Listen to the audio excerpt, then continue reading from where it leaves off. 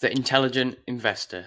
This is the book Warren Buffett describes as by far the best book ever written on investing. And after reading this book, it's really hard to disagree. This book is by famous investor Benjamin Graham, and it's all about value investing.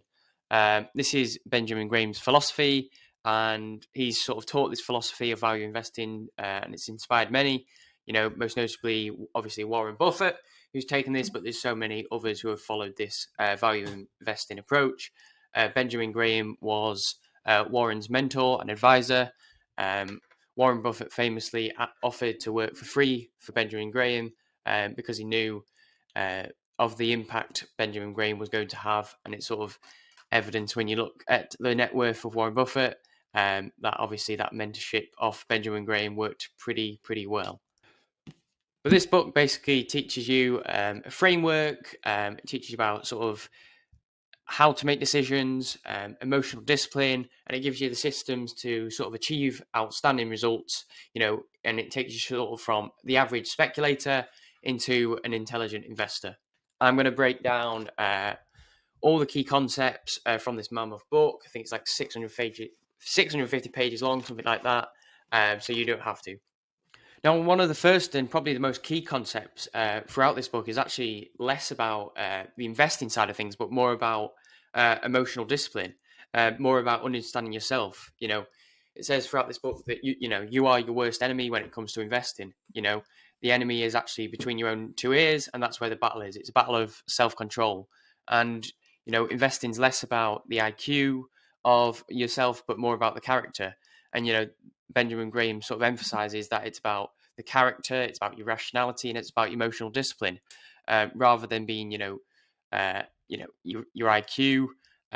You don't need that to be an intelligent investor. You just need to harness your own emotional discipline.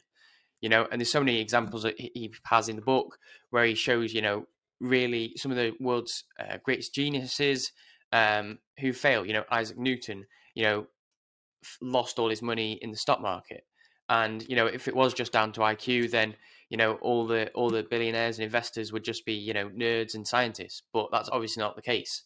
Many doctors and physicians often are terrible at investing because it relates to their ego. They get overconfident in their own ability, and that's where the mistakes occur, because they get overconfident. This leads to an arrogant decision on their behalf because they think they know best. So as an intelligent investor, you can't make these emotionally rash decisions.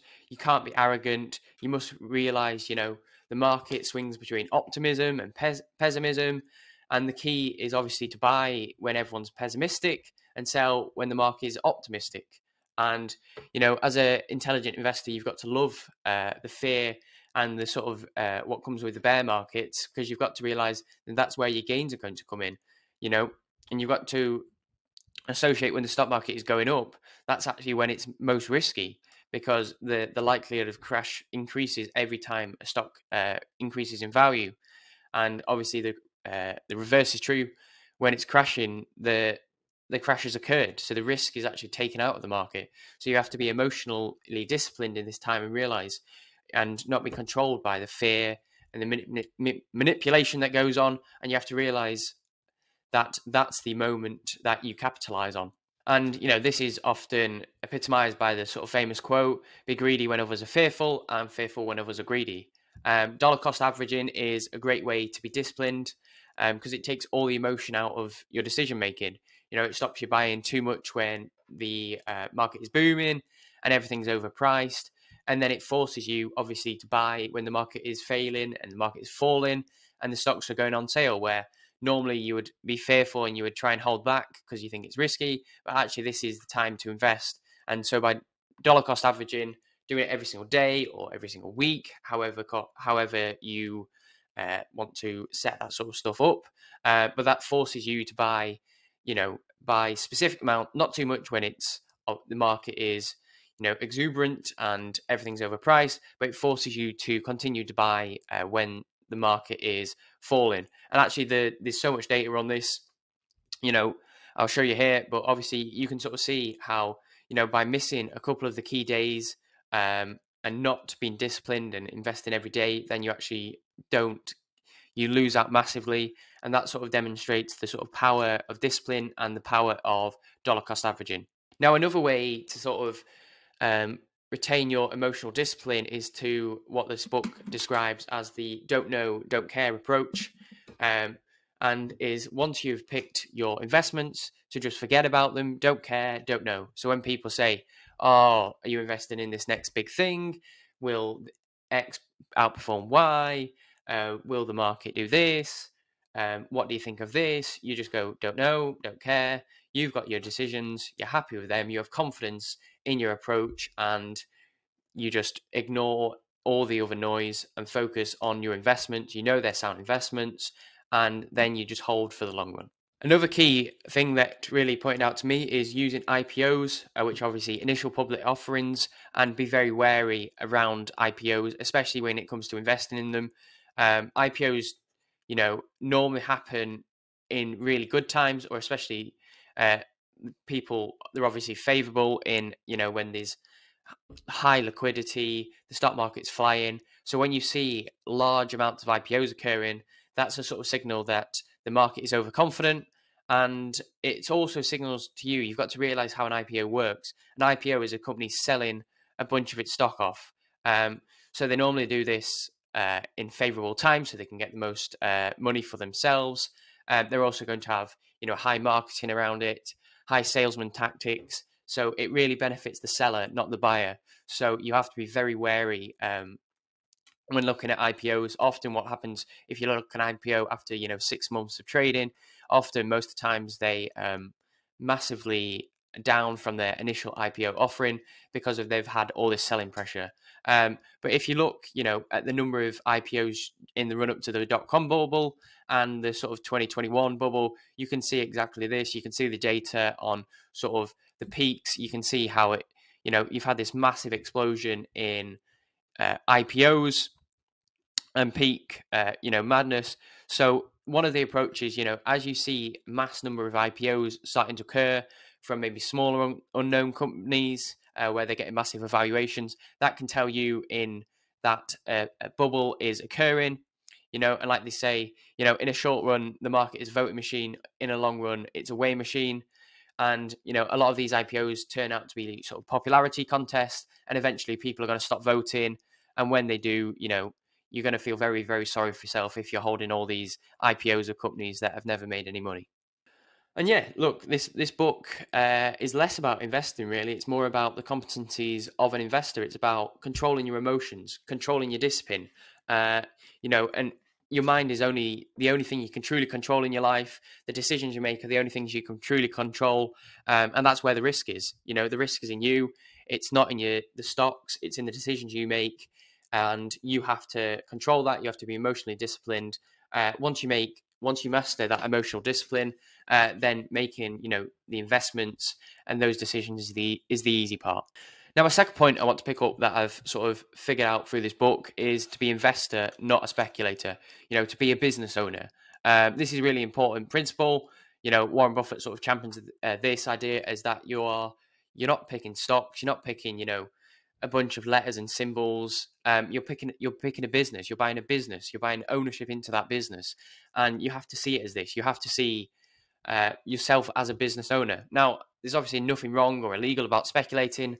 Can you make a ton of money from speculating on stocks and day trading, all that sort of stuff? Of course you can. Can you lose money? Yes, you can as well. The issue with speculating is that when you think about, if you want to be one of the best investors in the world, you have to look at what they're doing. None of these big investors are opening up their Robinhood account, looking at the charts and then investing because of that. So if they're not doing it, then probably you shouldn't do it as well. And of course, if you do it, in a small amount, then that's fine. It does teach you a lot of key lessons, but you have to focus on, the best in the world. Focus on that long-term perspective. They don't focus on day trading. Now, the reason is because trading, whilst it may get you rich, it may lose your money. But one thing is guaranteed, that at the end of the day, the brokers win. They're laughing whether the market goes up or down because of the fees they collect, regardless of it's a bad day in the market. When you trade, they win. When it comes to, speculating in Wall Street. The game is rigged. It's rigged in Wall Street's favor. You know, you just have to read a book like Cracking the Money Code by Michael Lewis, and you understand exactly how, you know, the game is rigged, how they front run your trades, the sort of lengths they go to.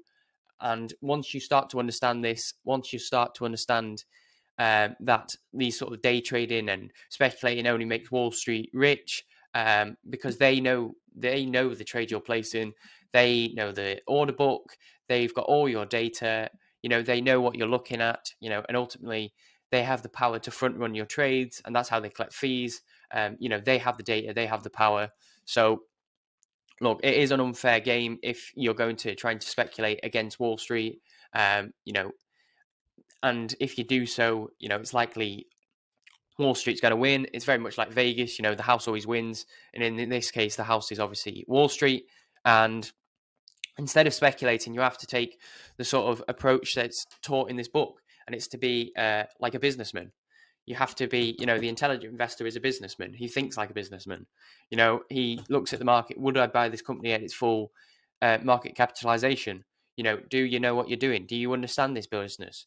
Do you want to buy this business? You know, what's the risk? You know, think as if you were buying a business, you're a business. Would you buy this business? Would it work for you? Do you understand it? Is it too complex?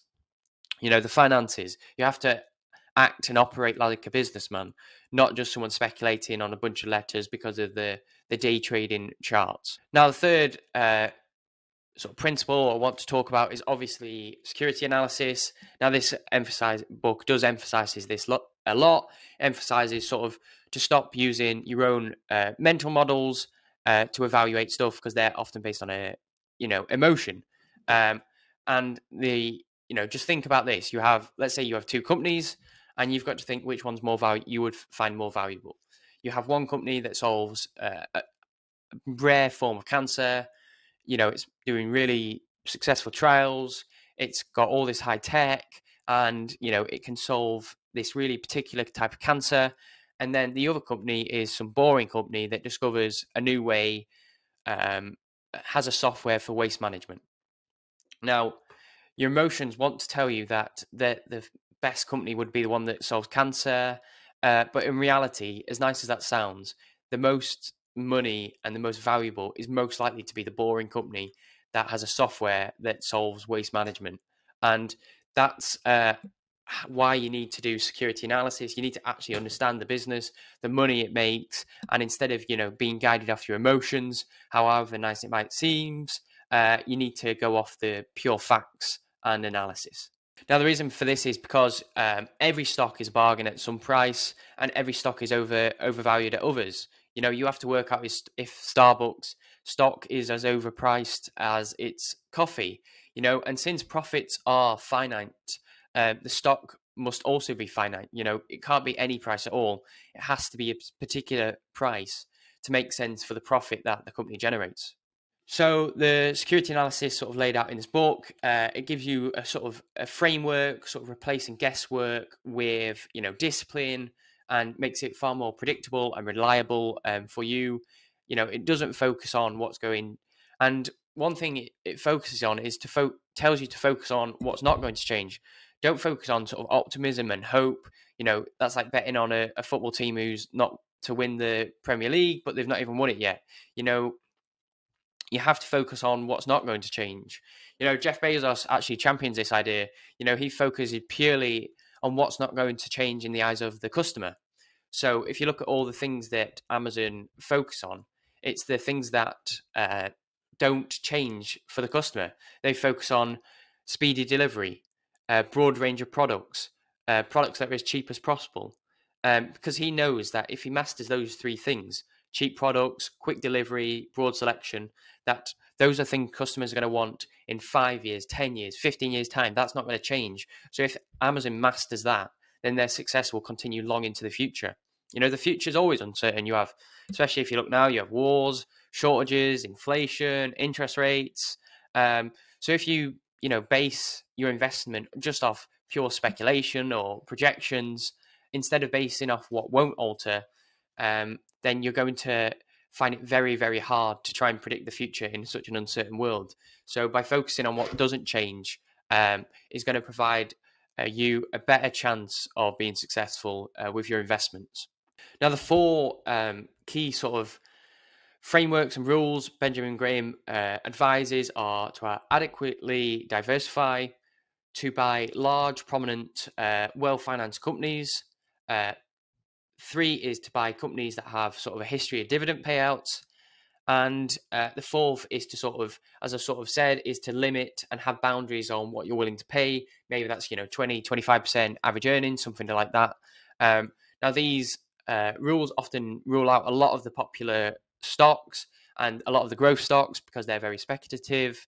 And what you're left with is sort of relatively large companies that are actually unpopular, out of favor, that you can buy for a reasonable price with low multiplier, low hype, and the reason they might be sort of out of market or out of popularity is maybe an unfavorable result. Something boring like a software company, especially when comparing it to like a cancer curing company, and you just hold these when they're cheap. And then if they get too overpriced, sell them. You can then duck into sort of bonds or hold cash, wait till stocks are cheap again, and sort of repeat this cycle. Warren Buffett, one of his most famous trades was the Coca-Cola trade. And this was in about 1987, I think, after the crash. Coca-Cola had just launched a new product, like New Coke, I think it was called, something like that. And it completely flopped. It was very unpopular. Everyone was very bearish on it. Then Warren Buffett put loads of money, billions into Coke, and you only have to look at how that's paid off. He saw this was a company that's been around forever. It has that secret sauce. People love it. Yes, it's hard economic times at the moment. Yes, they've done a failed product launch. They're going to understand it. They have the good management, and they're going to continue their success for decades to come. Another thing to note, actually, with investing is to don't get too attached, and it sort of links back to the emotional discipline side of things, is not to get too attached with a stock, especially if let's say you go to Starbucks every day, you might buy Starbucks stock, you can get an affiliation with this, and you fail to see any problems with the stock or the company. You fail to see the sort of downsides of the company because you have this sort of affiliation with it. It's like when there's someone who's murdered someone, and then like the neighbor goes, "Oh, well, he was such a nice person." They sort of get too attached to the person and fail to see what's actually going on the inside because they're less likely to probe or see the weaknesses. So that's obviously something to bear in mind. Just a little trick. But from reading this, I've sort of there's about what I've called 5 M's to security analysis. These are sort of stuff Warren Buffett has championed. So the first M is a moat. This is sort of the secret sauce for the company, the competitive advantage, maybe the brand image, the brand, the secret sauce, basically, because otherwise, if it doesn't have that competitive moat, then, people are going to see the profits, they're going to come in, they're going to challenge it, which is going to reduce the profit, reduce the price. That's going to happen unless it has a moat. Sort of like Apple has the branding, Coca-Cola has, the flavor, Heinz. These companies have that moat where people recognize and people are attached to the brand. The next M is marathon. So this is a company that's focusing on the long term, and they've been growing steadily and smoothly. They have a history of doing so, and they have a deep focus on the long term perspective, not sprinting to try and get to prove the next quarter earnings. They have that long term perspective. Now the next M is management. So this is high quality managers who set reasonable goals, build the company from within. They're very wise with their capital allocation, and just quality managers, dependable, honest, good stewards of the sort of corporate assets.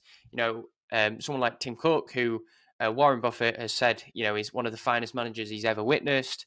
And I think Apple would not be, about 50% of Berkshire's portfolio if they didn't have the right managers in place.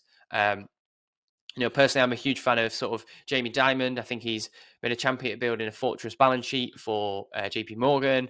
You only have to look at his performance. But I read stuff like his shareholders' letters, and you can tell that he is a real top quality manager, one of the best around, and you can sort of see that in the performance of JP Morgan. Now, the fourth M is monopoly. So this is, a company that has near monopoly domination. The reasons why this is good is obviously, well, it's pretty obvious, but it obviously gives them huge pricing power, huge ability to make profits, and that's obviously going to be to the benefit of the business. And the fifth and final M is to be a money machine. So this is for the company to be, effectively a money printing machine. Whatever they sow, they reap the rewards. They spend money effectively and in developing new business. And this constant, they have this constant, efficient money printing machine. And, the companies that do this are those big businesses. And so, yeah, they're my 5 M's. You have moat, you have marathon, management, monopoly, and money machine. So they're my 5 M's. Now, the next principle that's massively emphasized throughout this book is a margin of safety. You see this a lot, actually, with people focusing on risk and reducing their risk, which is sort of maybe contrary to sort of making money. But if you look at the very best, they all focus on minimizing their risk. So a market crash, as I've sort of mentioned, takes all the risk out. This is because, the market goes from overpriced to underpriced. So now companies, you have massive companies, massive successful companies who are massively undervalued. After crash, all the risk is, minimized because the crash has already occurred. And the risk, in getting into stocks is minimal. And if you buy, a stock at, after a crash when it's bought at a bargain price, that's your margin of safety because it's at a bargain price. And, even if the company's earnings are moderate, then that investment is going to grow and, reap great rewards for yourself. And, that margin of safety has served its purpose. And it sort of makes it an almost free, risk-free decision if you buy a stock at its lowest and when it's a bargain, it's almost risk-free. It can only grow. The earnings are only going to improve, and the sort of value of the company is only going to improve alongside of that. And that's sort of eliminating all that risk. Tony Robbins talks about this a lot. He's just got a new book, The Holy Grail of Investing. He talks a lot about how the most successful people sort of obsess over risk. People like Ray Dalio, they focus on sort of less on making money, but more on how to eliminate risk. He gives great examples. If you ever listen to him, about people who focus on this, people like Sir Richard Branson, when he was going into the airline business, the biggest risk was obviously buying all the planes. That's where all the money was. So what he did instead, he negotiated a deal where he got the planes from Boeing on a loan, a 12-month loan, so that if the business failed, he could just give those planes back, and there would be no risk for him. So, that's an example of where there was very little downside into getting into the airline business because he was able to secure a loan, and the risk, there was high risk side, risk, the high reward for doing so, and that was sort of how he got margin of safety. He also talks about another guy in America. I'm not sure of the name, but I think he bought a baseball team, something like that, for around $2 billion, which was massive at the time. Everyone thought the guy was crazy. And then the next day he announced he signed a $7 billion TV rights deal, making his investment completely risk-free. Within the first day, he was already $5 billion up on that investment. And that was his margin of safety. It's having basically no risk. And when you have a risk-free asset, there's no reason to be, pessimistic. If you buy stocks at bargain prices, if you buy them at reasonable prices, then you have that margin of safety. And whilst there's obviously no guarantee, there's no reason to be pessimistic because everything's on your side and it's an asymmetric bet in your favor. Ray Dalio, who sort of says that's the sort of the holy grail of investing, is if you have an asymmetric bet where you limit your risk but also at the same time increase your reward. That's obviously the holy grail of investing, and sort of Tony Robbins goes into this in his book and shows exactly how you can achieve that. Now, at the end of this book, there's actually a great story about. It's called like the story of the coin flipper, and the principle behind this book is, there's 300 million people. They're all given £1. They have to flip a pound up. If it's heads or lands, and they get the correct amount, the amount that doubles, and they keep going. So after 10 or so flips, there's about 300 people left, all with who have amassed £1 million from doing so. Now, obviously, flipping a coin heads or tails is obviously luck, but you can imagine, despite this, people would be given their secrets. Maybe they had, something they did, maybe they clapped their hands before, or some, weird strategy, and they saying that's the reason why they've managed to get it and why they've managed to make £1 million. And you'd say, well, obviously that's all rubbish. It's just absolutely luck if you get heads or tails and guessed it correctly. And that's the reason you've got your million. But let's imagine, there's 300 million people, but 300 people in a small village all have the exact same really rare cancer. You'll go, well, maybe there's something there. They're all living in the same place. Maybe it's something in the water. And then you find out that this village is people who follow his principle. And the point of this story is that whilst you may think it's luck, if you look at all the people who have followed in Benjamin Graham's principles, and he gives a list of people throughout this book, they've all been massively successful. Those who have mastered the principle, have made huge amounts of money, outsized returns compared to everyone else. And that, you can't simply put it down to luck. It's about people who search for price discrepancy between the sort of value of a stock and its price and exploit these differences. And that is the story of the intelligent investor. It's, about finding value. It's about finding value and, mastering these principles that are taught in this book is going to make you an incredible investor. It's going to prepare you for the future, and it's going to be able to make you have outsized returns as long as you have the discipline. So remember, there's no good or bad stocks. There are only those that are cheap and expensive. Even the best become worth selling at inflated prices. So yeah, hope you've enjoyed this. This is all about the intelligent investor. Please let me know if you read the book and what you make of this.